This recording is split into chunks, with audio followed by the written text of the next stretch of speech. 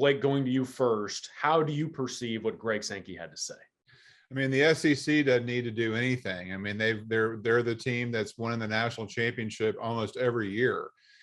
So they're in a great spot. They can pick and choose who they want.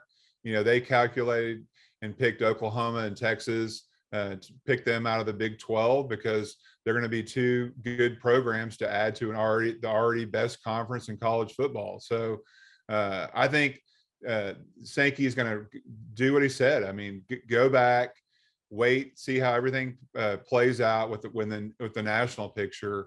Notre Dame is obviously the big piece to kind of keep an eye on. And I guarantee you, if Notre Dame wanted in the SEC, then then Sankey, I'm sure, would take them. So SEC is in a great spot. Greg Sankey's proven that he's a great leader, proven that he probably should be in charge of college football, in my opinion. I think he's done a great job just because he runs the best conference in the country. So we'll see how it all plays out, but they're not going to panic, like you said, and they're going to let the season play out. And it'll be interesting to see when Oklahoma and Texas actually do join the league, because that will make it even stronger. Well, I think with the SEC, they are a proactive, not a reactive conference. And they don't have to make a move because the Big Ten made a move. Everybody is making their moves off of whatever the SEC decides to do. And so whatever he's going to do strategically for the league is probably already well thought out. If they're going to go after any teams, I'm sure that he already knows who those teams are and they have a plan. But it's still the SEC at the top of the college football world in terms of those kind of moves. And so I think that Greg Sankey is saying the right things and that he's trying to not make it about realignment today. But if there's a move to be made that makes sense for the league, I'm sure he'll make it.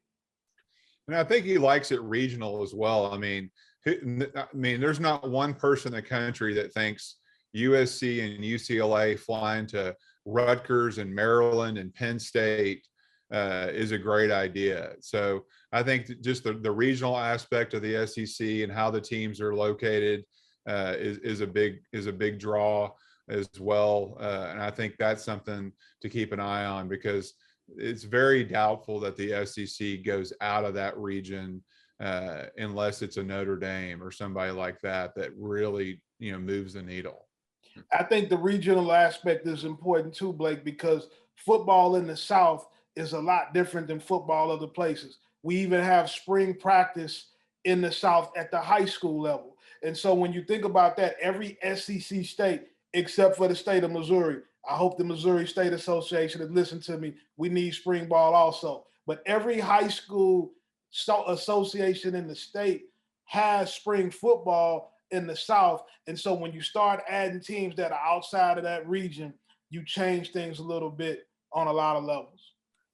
I think that's a really good point across the board from both of you. The SEC is in an advantageous spot because of what the ACC is currently going through, and obviously the brand name that it is. We'll see what they're going to do. I think Greg Sankey is right with what he says, but I don't think he's telling 100% of the truth. So we will continue to stay tuned and see what else comes from SEC Media Days. Keep up with 247sports.com. A lot of our guys are on site providing up-to-date coverage.